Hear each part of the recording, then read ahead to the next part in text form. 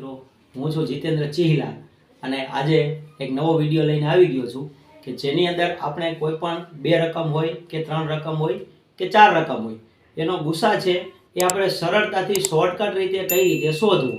હવેનો દોર છે, હવે બધી પરીક્ષાઓ ચાલુ થશે એટલે દરેક બાળક છે એ શોર્ટકટ રીત ગોતતું હોય. તો આપણે ચાલો શરૂ કરીએ કે આપણે જો મેં એક રકમ લખેલી છે કે 180, 72 અને 81. આ ત્રણ સંખ્યાઓ આપેલી છે, આનો ગુસા આપણે શોધવો છે. તો ગુસા આપણે સરળતાથી કઈ રીતે શોધી શકાય એના માટેની એક નવી રીત આજે લઈને આવી ગયો છું. એમાં જોઈએ હવે આ રીતમાં આપણે કરવાનું છે શું, તો આપણને જે કઈ રકમ આપેલી છે, અહીંયા જો આપણને ત્રણ સંખ્યા આપેલી છે, 180 છે, પછી 72 છે અને 81 છે. અહીંયા ત્રણ સંખ્યાઓ છે, એમાંથી સૌથી મોટી સંખ્યા છે એને આપણે એનેથી નાની સંખ્યા વડે ભાગાકાર કરી અને આપણે ગુસા એનો શોધવાનો છે. તો જોઈએ, જો અહીંયા 180, 72 અને 81 આ ત્રણેય સંખ્યાઓની અંદર સૌથી મોટી સંખ્યા કઈ છે, તો 180 છે. એટલે આપણે આ 180 છે એને આપણે ભાગાકાર કરવાનો છે. કોના વડે કરવાનો, તો 180 થી નાની આ બે માંથી કોણ છે 180 કરતા નાની, સૌથી નાની નહીં, 180 થી નાની. તો 180 કરતા નાનું કોણ છે, તો 81, કારણ કે 72 છે એ તો બધેથી નાની છે એટલે એને નથી લેવાની. આપણે શું લેવાનું કે જે સંખ્યા આપેલી હોય એમાં બધેથી મોટી છે એને ભાગાકાર કરવાનો અને ક્રમશઃ એનાથી નાની જે સંખ્યા છે એના વડે ભાગાકાર કરવાનો.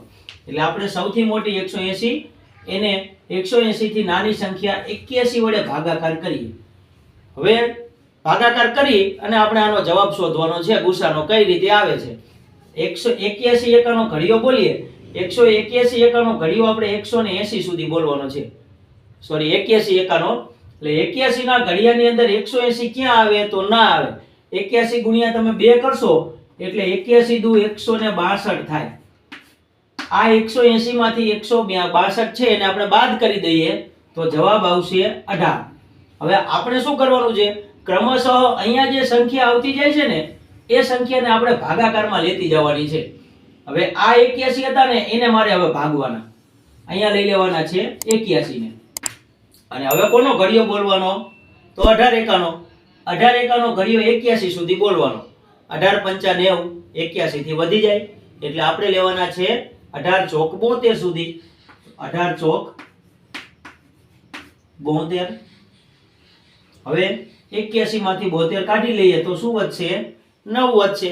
ત્યાર પછી મેં કીધું એમ કે આપણે જે અહીંયા જેના વડે આપણો ભાજક છે એ ભાજક વાળી સંખ્યાને ક્રમશઃ આગળ લેતી જવાની. તો હવે આપણે કોને લેવાના, આ જે 18 નો ભાગાકાર કરેલો એ 18 ને હવે આપણે ભાજ્ય બનાવી દેવાના છે.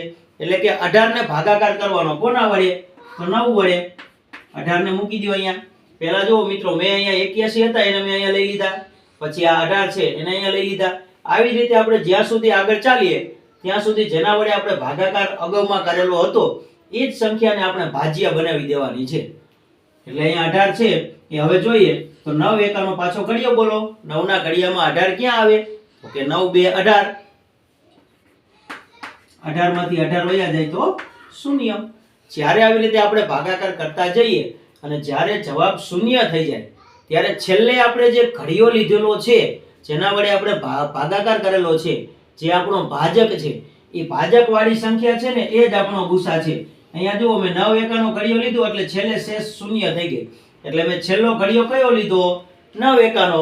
એટલા માટે તેથી આપણો ગુસા છે એ પણ અહીંયા 9 થશે. ગુસા બરાબર 9. આ જ રીતે જો હજી એક બીજું ઉદાહરણ આપણે જોઈએ. જો હું એક સંખ્યા લખું છું કે ભાઈ 45 અને બીજી સંખ્યા હું લખું છું 65.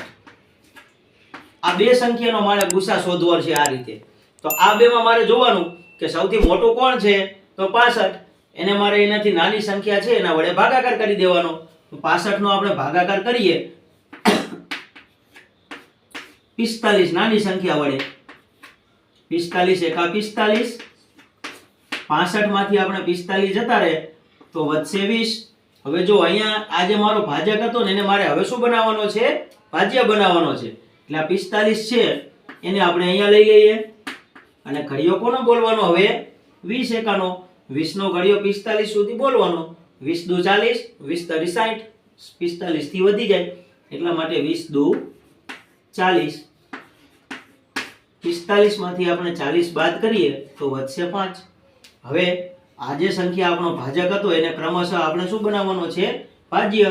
તો 5 વડે 20 ને ભાગાકાર કરો. 5 એકાના ઘડિયામાં 20 આવે? તો કે હા. 5 ચોકા 20, અહીંયા ચોગડો, અહીંયા 20 માંથી 20 બાદ કરીએ તો શૂન્ય વધશે. એટલે છેલ્લે જુઓ 5 એકાનો આપણે ઘડિયો લીધો તો આપણો જવાબ શૂન્ય થઈ ગયો. એટલા માટે અહીંયા આપણો ગુસા શું થશે? 5. એટલે ગુસા બરાબર 5.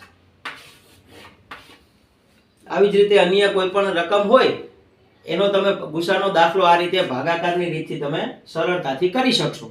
તો જો તમને આ વિડીયો ગમ્યો હોય, પસંદ આવ્યો હોય તો આ વિડીયો છે એને લાઈક કરજો, શેર કરજો અને અમારી ચેનલ હજી સુધી સબસ્ક્રાઇબ કરેલી ના હોય તો ચેનલ સબસ્ક્રાઇબ કરજો.